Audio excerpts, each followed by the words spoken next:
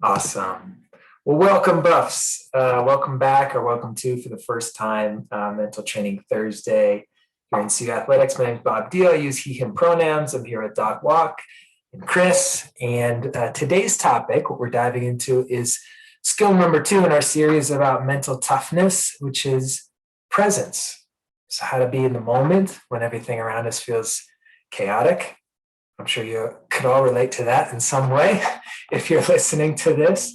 And before we jump into that, we always answer a question from last week's topic from a student athlete. Last week's topic was on our first skill of poise under pressure, which is really finding what we stand for in life. And Chris is going to read that to us now. So when I think of my hurdles, I have a hard time acknowledging the good in that. Is that just me? Thanks, Chris. And thank you to the student athlete for this question. So for those of you who weren't here last time, last week we talked about hurdles, highlights, and heroes as a way for us to get in touch with what we stand for. Because when we're in these chaotic situations, we can get really hooked away from those values that we do want to stand for. So as part of that exercise, I really appreciate what the student athlete named.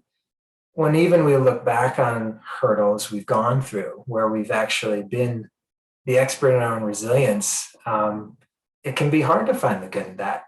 And I just want to honor how normal that is for all of us. And I do think, especially in athletics, it's about what's better, what's going wrong, and how to improve it. So all normal up front, I just want to name, and also really connected to what we're talking about today.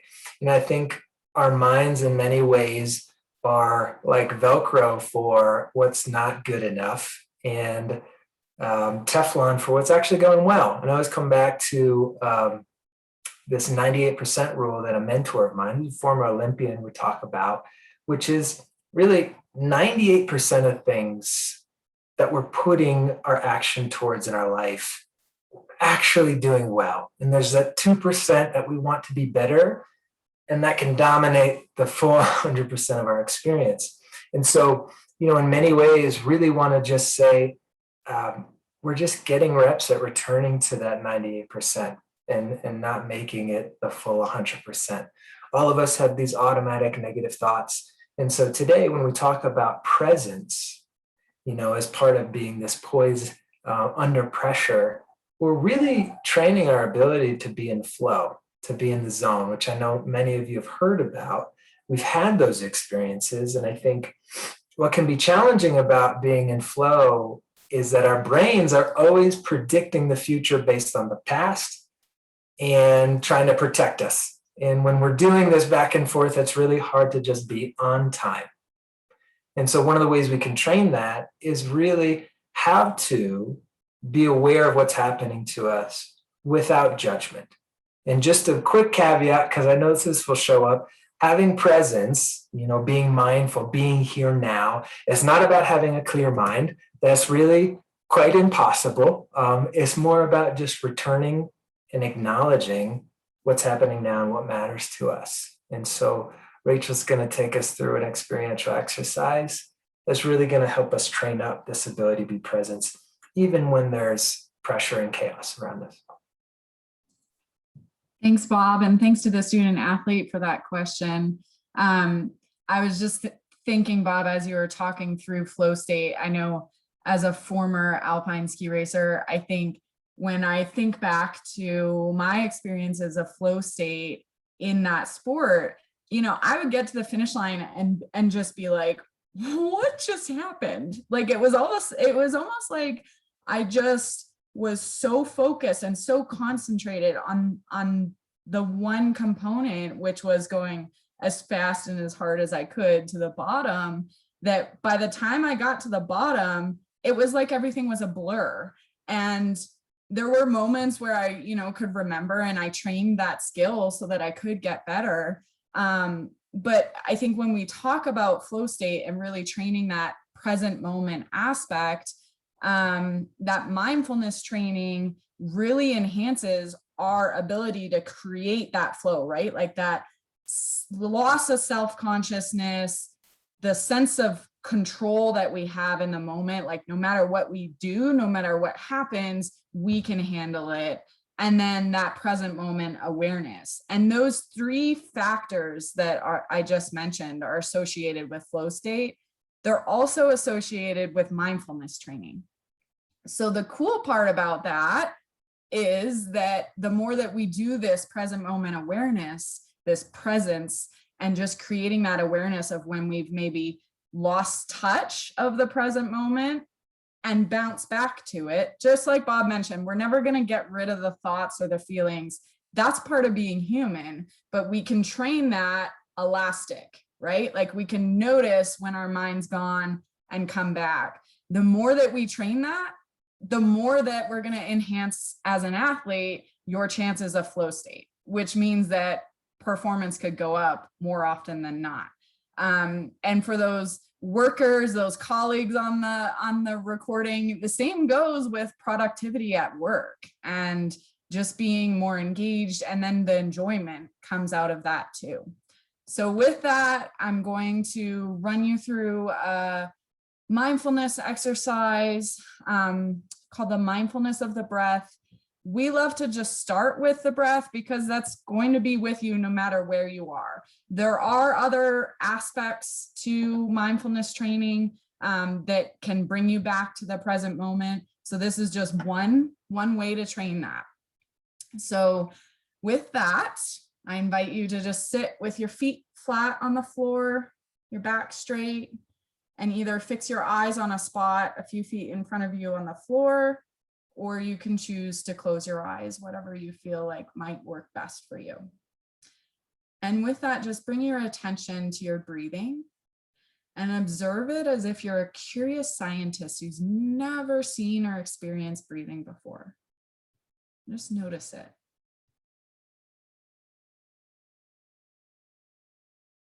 Notice the air as it comes in through your nostrils and goes down to the bottom of your lungs, expanding your diaphragm. And notice as it flows back out again.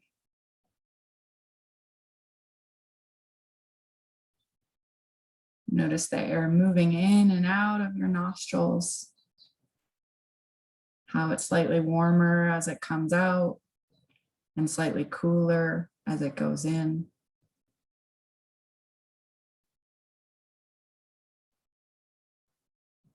Notice the subtle rise and fall of your shoulders as you breathe.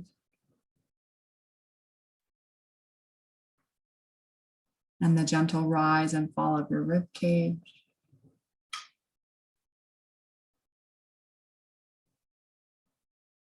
And the soothing rise and fall of your abdomen as you anchor to the breath.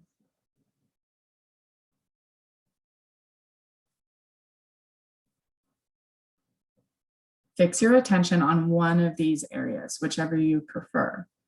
The breath moving in and out of the nostrils, the rising and falling of the rib cage, or the abdomen as it rises and falls.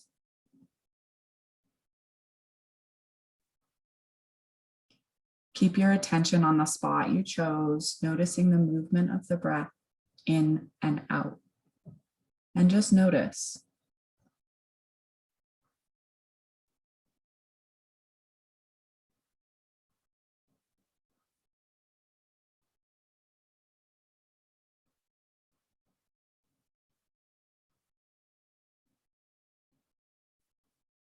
Whatever feelings, urges, or sensations arise as you're breathing, whether pleasant or unpleasant, just gently acknowledge them as if nodding your head to a teammate passing by on the street or even a colleague at work. Just gently acknowledge their presence and let them be there.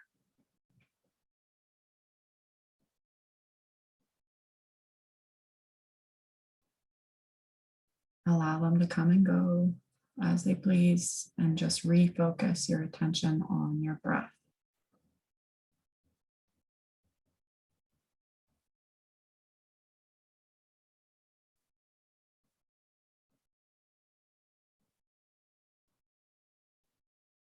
Whatever thoughts, images, or memories might arise as you're doing this, again, whether uncomfortable or comfortable, just simply acknowledge them without judgment and allow them to be. Let them come and go as they please and keep your attention on your breath.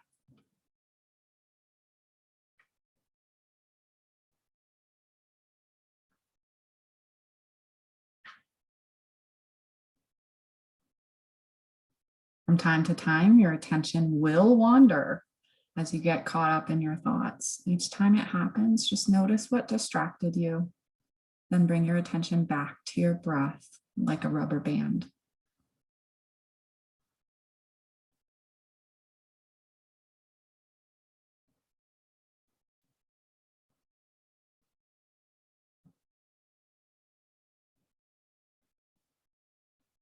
No matter how often you drift off, whether 100 times or 1,000 or maybe even more than that, that's okay. Your aim is just simply to note what distracted you and then refocus on your breath.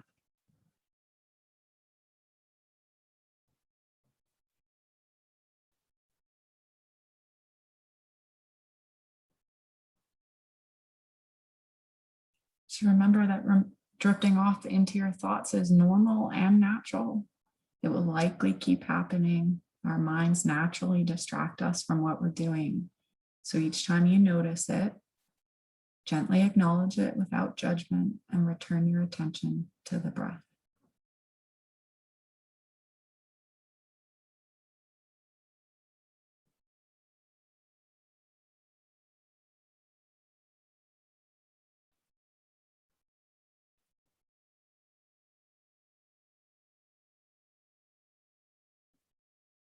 If some uncomfortable feelings arise, perhaps frustration, anxiety, impatience, worry, just simply acknowledge them and maintain your focus on the breath.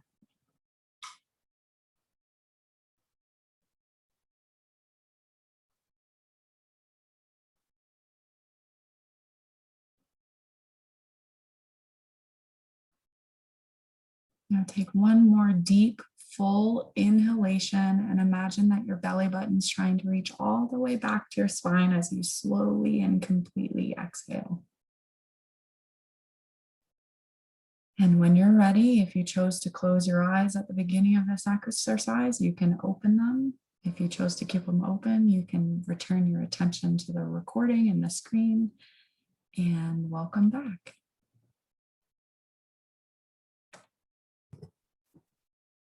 Thank you so much, Rachel. And yes, welcome back. Welcome to this moment, everyone. Thanks for going through that practice. I know what I noticed for myself is not necessarily all that is present for me is my breath. There was some background noises happening. There was those thoughts like teammates passing by, in the hallway or the locker room. And yet I was still able to kind of bring myself back again and again. And this is, I think, we talk about kind of poise in a nutshell. There will be kind of that swirling around of internal noise or external noise. And there's still a way to return to what really matters for you, to kind of, snap back, rubber band back to that central compass, to bring it back to last week. So thanks for joining us this week. And next week, we're going to dive into a topic called wise thinking, which is actually the third skill of poise under pressure. How do we work with thoughts in ways that actually serve us? If you have any questions about this week, feel free to email me at robert.diehl, D-I-E-H-L, at colorado.edu. And as always, we'll end with a quote for today. This one's coming from George Mumford, sports psychologist and author of The Mindful Athlete. The hardest thing, after all the work and all the time spent on training and technique, is just being fully present in the moment. And we wish you all well, buffs, in being present in your day-to-day experiences, and we look forward to seeing you next week.